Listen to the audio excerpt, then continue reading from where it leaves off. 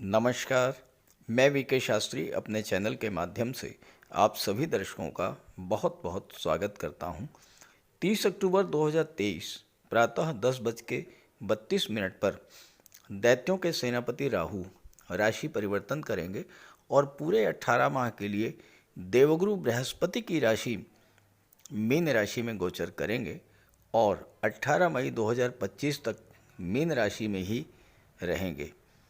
राहु का ये राशि परिवर्तन इस बार विशेष महत्व का है क्योंकि अभी तक राहु का गोचर अपने प्रबल शत्रु मंगल की राशि में था और अब देवगुरु बृहस्पति की राशि में होगा और इस गोचर काल में राहु और गुरु में तात्कालिक मित्रता की स्थिति बनेगी। इसलिए ये गोचर आपके लिए विशेष फलप्रदायक होगा। इस गोचर काल में 3 महत्वपूर्ण घटनाएं घटित होंगी। पहला, गुरु राहु के अशुभ प्रभाव से मुक्त हो जाएंगे, चांडाल दोष समाप्त हो जाएगा और देवगुरु बृहस्पति अपना पूरा फल प्रदान करेंगे। राहु भी शनि की तीसरी दृष्टि के प्रभाव से मुक्त होंगे।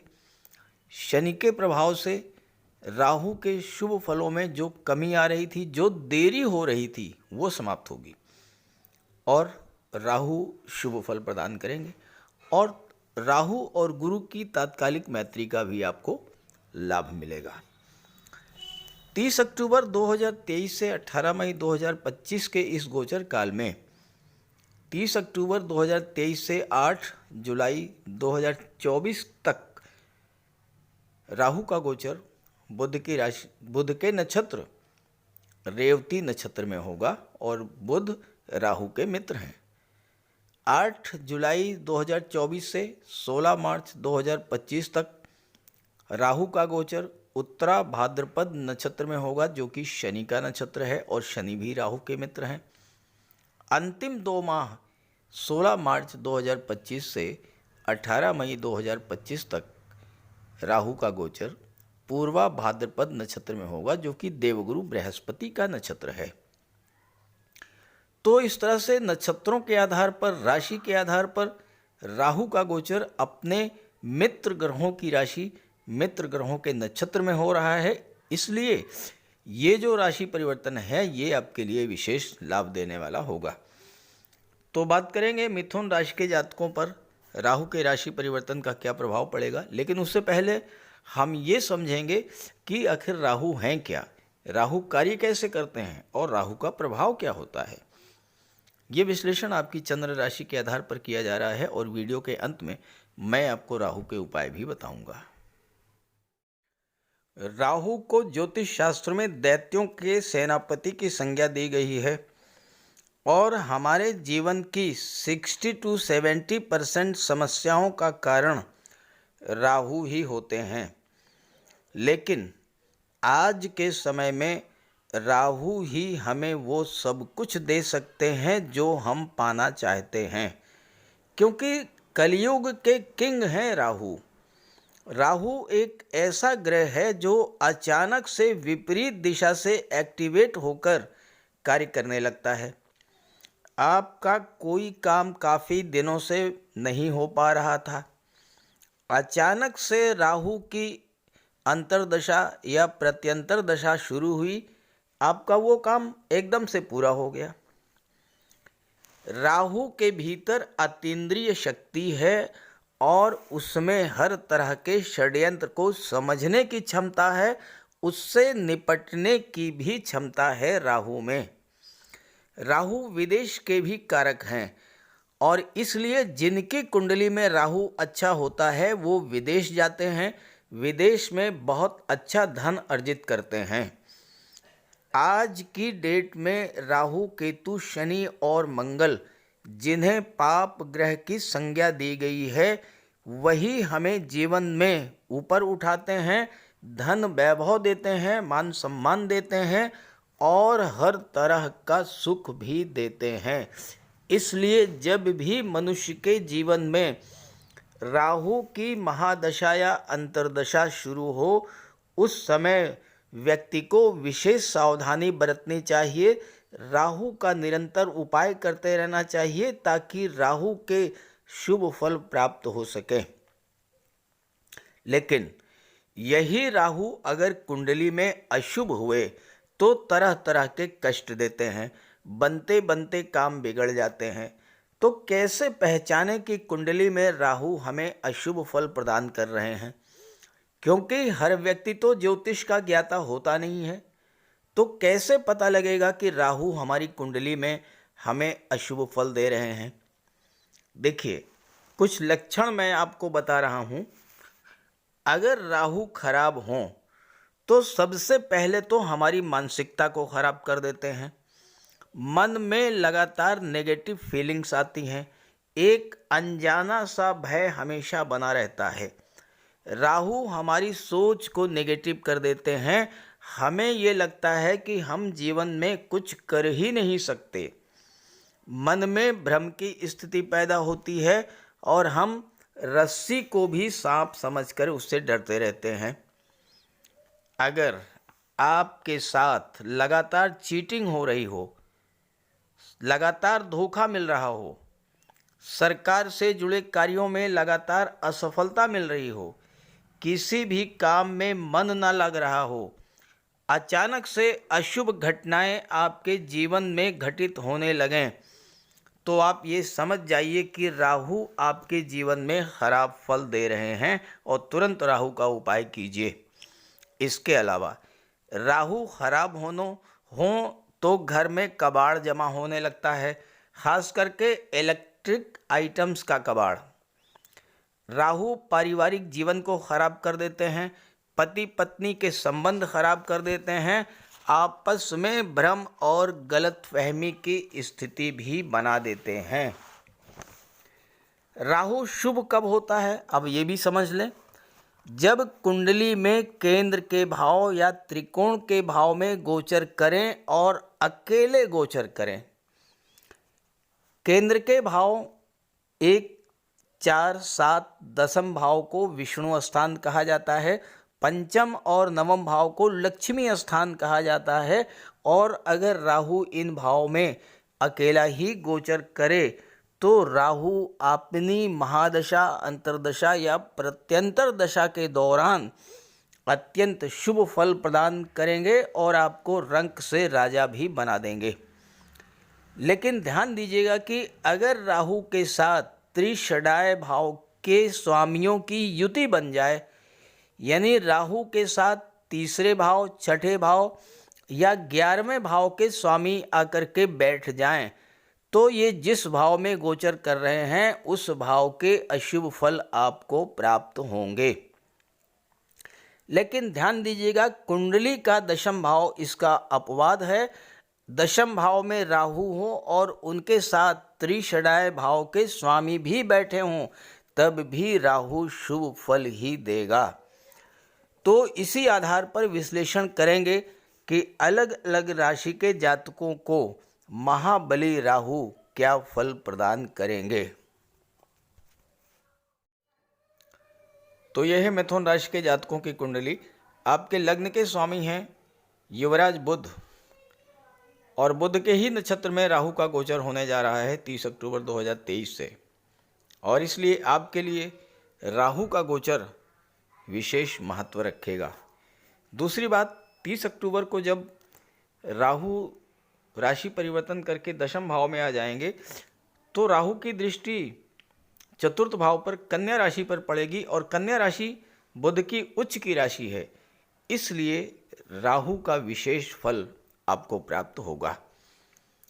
देवगुरु बृहस्पति जो कि लाभ के भाव में गोचर कर रहे हैं, जैसे ही राहु 30 अक्टूबर को राशि परिवर्तन करके दशम भाव में आ जाएंगे, देवगुरु बृहस्पति अपना पूरा फल देने में सक्षम हो जाएंगे, क्योंकि चांडाल दोष समाप्त हो जाएगा। शनि भाग्य भाव में गोचर कर रहे हैं।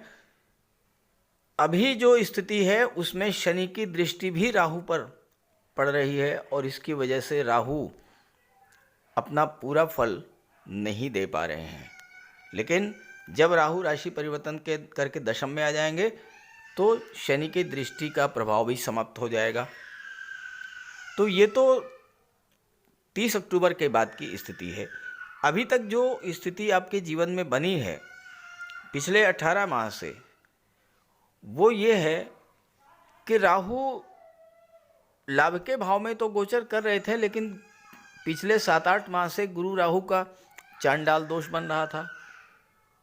अब इस बात में कोई दो राय नहीं है कि राहु 11वें भाव में धन प्रदान करने के लिए सबसे अधिक सक्षम होते हैं, लेकिन चांडाल दोष बनने के कारण राहु की क्षमता में कमी आई, धन प्राप्ति में कमी आई होगी।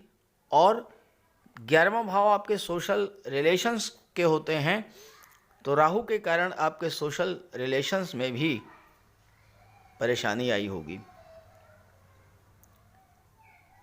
राहु की दृष्टि धन भाव पर पड़ने से,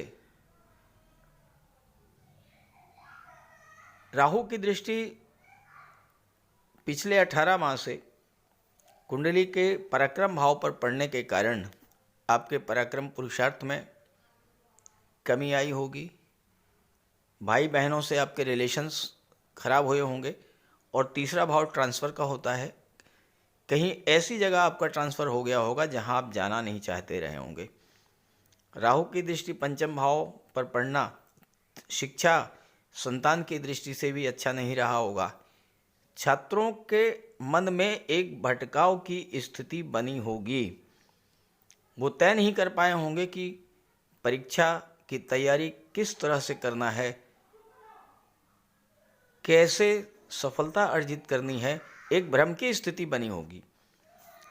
और राहु की दृष्टि जब सप्तम भाव पर पड़ी तो सप्तम भाव पर पड़ने के कारण दाम्पत्य सुखों में भी कमी आई होगी और एक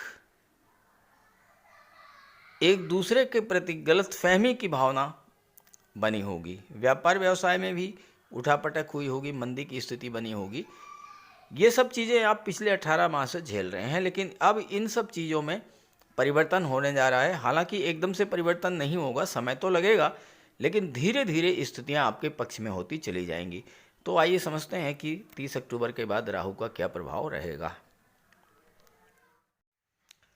30 अक्टूबर को जैसे ही राहु मीन राशि में गोचर करेंगे, आपकी कुंडली के दशम भाव में आएंगे, आपके कार्य क्षेत्र की स्थितियों में बहुत बड़ा परिवर्तन होगा। अभी तक क्या स्थिति थी कि आपको अपने एफर्ट्स का लाभ नहीं मिल रहा था। आप प्रयास तो बहुत कर रहे थे, लेकिन आपको अपने प्रयासों का फल नहीं मिल रहा था। अब यहाँ क्या स्थिति बन रही है कि 30 अक्टूबर को राहु आ जाएंगे दशम में, देवगुरु लाभ के भाव में बैठे हैं और दशम भाव के स्वामी होकर के, तो कार्य क्षेत्र से अब आपको लाभ मिलना शुरू हो जाएगा, क्योंकि दशम का संबंध 11वें भाव से बनेगा और 11वें भाव में गुरु का गोचर है जो कि धन के कारक हैं। राहु का गोचर देवगुरु की राशि में है। देवगुरु ज्ञान, बुद्धि, विवेक के कारक होते हैं। आपके मन में जो एक अनजाना भय, एक डर, एक डिप्रेशन की स्थिति बनी हुई थी, वो समाप्त हो गई। अभी तक आपके जीवन में, आपके कार्य क्षेत्र में जो घटनाएं घटित हुई हैं, उनकी आप एनालिसिस करके समझ पाएंगे कि कमी कहाँ पर थी, किस वजह से आपको सफलता नहीं मिल रही थी, और चीज़ों को अच्छे से समझ पाएंगे। जो छात्र हैं, जो नौकरी की तलाश में हैं, तो चूंकि राहु दशम में गोचर कर रहे हैं और राहु की नवम दृष्टि छठे भाव पर पड़ेगी, छठे भाव का संबंध दशम से बन रहा है, तो नौकरी प्राप्ति का भी योग बनेगा। राहु बुध के नक्षत्र में गोचर करेंगे। बुध बुद्धि के कारक हैं, आपके इंटेलिजेंस पावर के कारक हैं, आपकी सोच और समझ के कारक हैं। तो आप अपनी बुद्धि, कौशल और डिप्लोमेसी के बल पर कार्य क्षेत्र की हर चैलेंज को सॉल्व कर लेंगे। बॉस और सीनियर्स का भी आपको सहयोग मिलना शुरू हो जाएगा। गवर्नमेंट जॉब में है तो आपको अचानक से प्रमोशन का लाभ भी मिल सकता है। अगर आप राहु के पिछले गोचर काल में बिल्कुल निराश हो चुके थे, आपको ये लगता था कि सब कुछ समाप्त होने वाला है, अब आप कुछ नहीं कर पाएंगे, तो आपके मन का ये जो डर है ये निकल जाएगा। राहु का गुरु की राशि में गोचर करना, बुध के नक्षत्र में गोचर करना आपके अंदर की समझ को बेहतर बनाएगा। आपके अंदर एक नई ऊर्जा का संचार करेगा। बुध व्यापार के कारक हैं, तो व्यापार में भी उन्नति देखने को मिलेगी। और राहु विदेश के कारक होते हैं, तो आप अपने व्यापार व्यवसाय का विस्तार विदेशों तक भी करेंगे।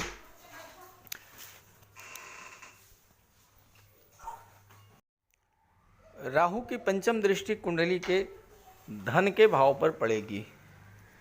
आपकी धन संबंधी समस्याएं जो काफ़ी लंबे समय से आपको परेशान कर रही थीं, उन समस्याओं को दूर करने के लिए ही राहु की दृष्टि धन के भाव में पड़ेगी। राहु का गोचर गुरु की राशि में है और देवगुरु धन के कारक होते हैं। राहु भी धन प्रदान करते हैं, तो आपकी धन संबंधी समस्याएं दूर होंगी।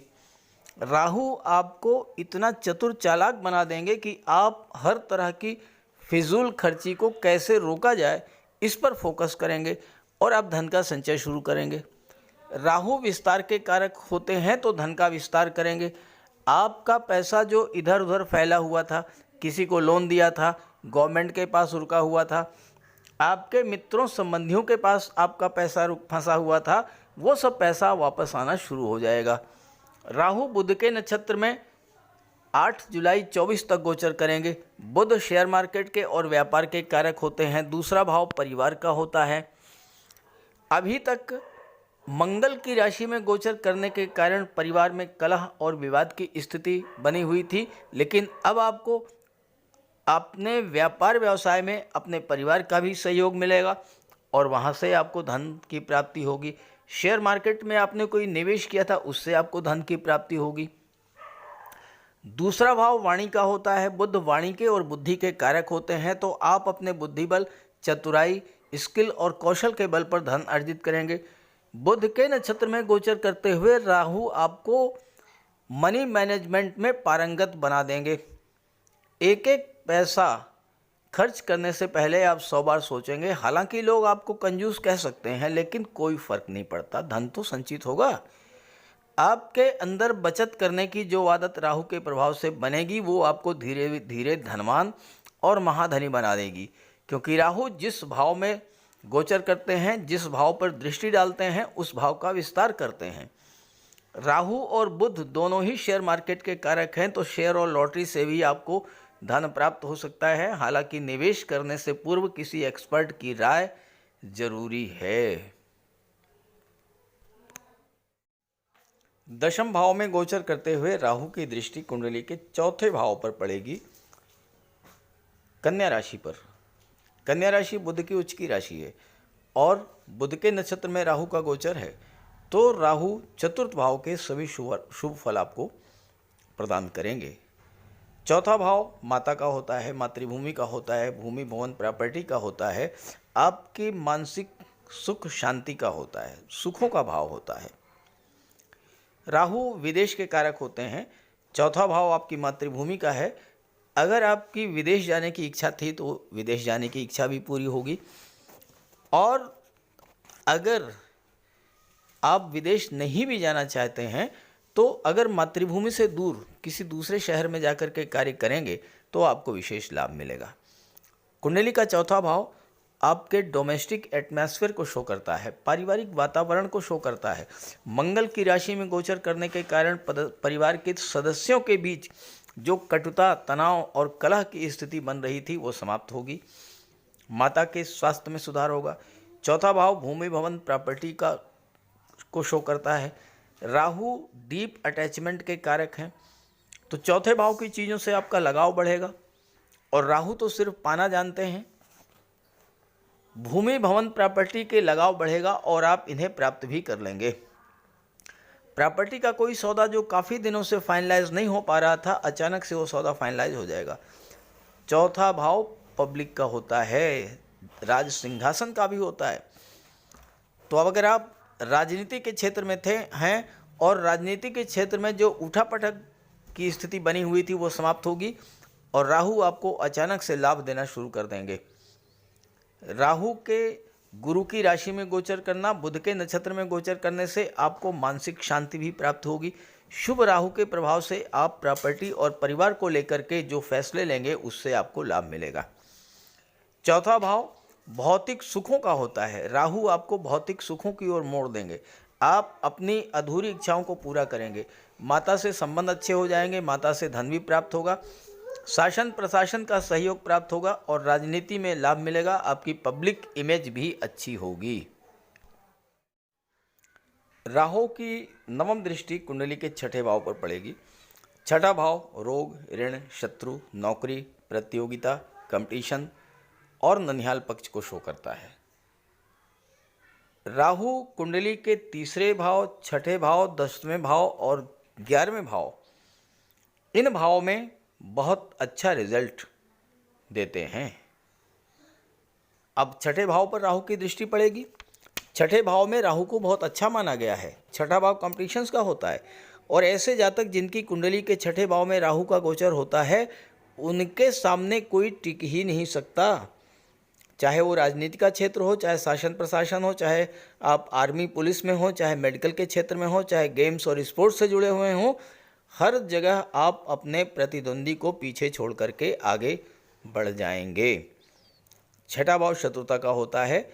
राहु के मंगल के नक्षत्र में गोचर करने के कारण हो सकता है कि कोई लड़ाई झगड़े की स्थिति बनी हो, कोर्ट कचहरी का मैटर बना हो, तो इस समय आप राहु के प्रभाव से वो सारे मैटर्स समाप्त हो जाएंगे। छठा भाव नौकरी का होता है और यहाँ भी राहु आपकी हेल्प करेंगे। इस गोचर काल में आप medical field, technical field, IT sector या राजनीति के क्षेत्र में या फिर विदेश के क्षेत्र से आपको लाभ और धन की प्राप्ति होगी। छठा भाव कर्ज का होता है। अगर आप कर्ज से परेशान थे तो वो समस्या भी दूर होगी। बैंक से लोन लेकर के अपने व्यापार व्यवसाय का विस्तार करना चाहते हैं तो बैंक से लोन भी आपको मिल जाएगा। राहु आपकी एम्बिशंस को बढ़ा देंगे और आपको अपने बिजनेस का, व्यापार का विस्तार करने के लिए लोन लेना था तो लोन आपको मिलेगा। छठा भाव ननिहाल पक्ष का होता है, ननिहाल पक्ष का भी सपोर्ट मिलेगा। राहु आपकी इंट्यूशन पावर को बढ़ा देंगे और अगर आप किसी भी मुसीबत में हैं तो कहीं ना कहीं से आपको ऐसी मदद मिल जाएगी जिससे कि आप अपनी समस्या से बाहर आ जाएंगे। तो मिथुन राशि के जातकों के लिए राहु का राशि परिवर्तन विशेष फल देने वाला है, इसका आपको लाभ उठाना चाहिए।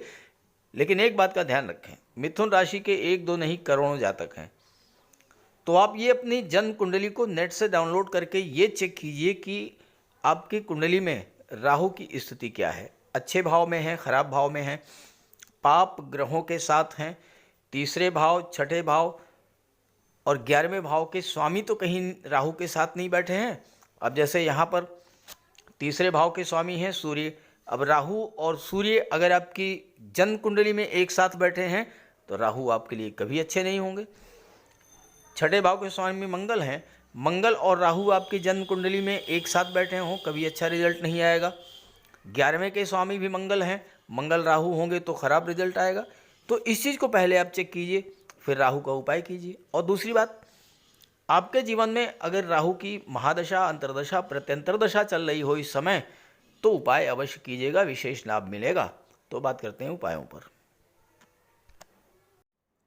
जीवन में परेशानियां बढ़ रही हों, संघर्ष बढ़ रहा हो, अचानक से आपके जीवन में नकारात्मक घटनाएं घटना शुरू हो जाएं, अचानक से आपको धन हानि शुरू हो जाए, परिवार में कलह शुरू हो जाए, बीमारियों से, रोगों से आप परेशान होना शुरू कर दें, तो आप ये समझ लीजिए कि राहु खराब फल दे रहे हैं।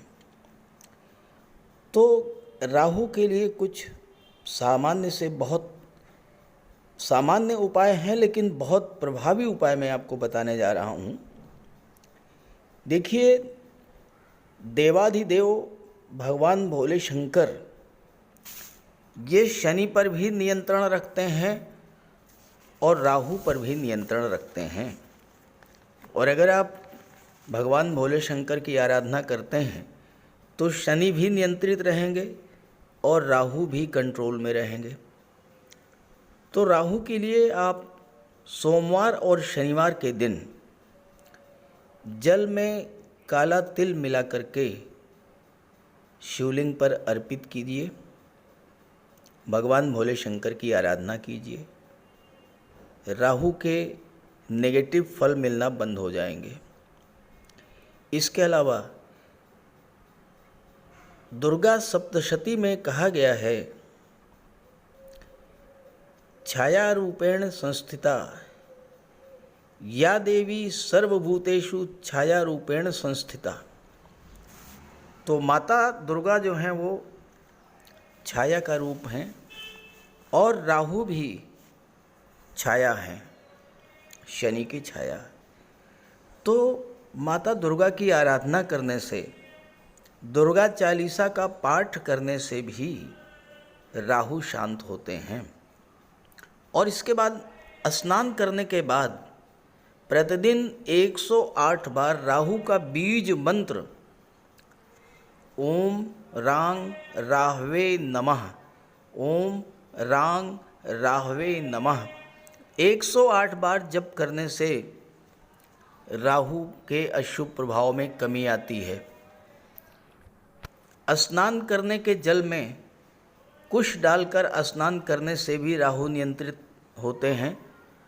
और शनिवार के दिन सुबह पीपल के वृक्ष में जल चढ़ाने से और शाम को घी का दीपक जलाने से भी राहु नियंत्रित होते हैं। और इसके अलावा पक्षियों को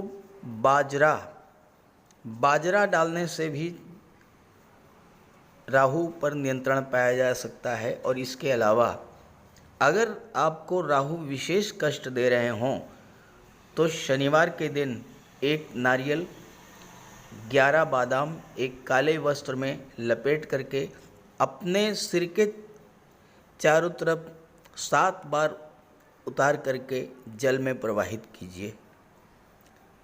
राहु को देवगुरु बृहस्पति कंट्रोल करते हैं। तो राहु को कंट्रोल करने के लिए देवगुरु को बलवान कीजिए। और देवगुरु तो गुरु हैं, शिक्षक हैं। अपने गुरु की, अपने पिता की, वृद्ध जनों की सम्मान कीजिए, उनका आशीर्वाद प्राप्त करते रहिए। गुरु को बल मिलेगा, राहु पर नियंत्रण होगा। और इसके अलावा राहु ससुराल पक्ष के कारक होते हैं। तो अगर राहु खराब हैं तो भूल करके भी ससुराल पक्ष से संबंध खराब मत कीजिएगा। तो ये छोटे छोटे उपाय हैं। और इसके अलावा गोमेद भी धारण किया जा सकता है, लेकिन किसी योग्य ज्योतिषी की सलाह लेकर।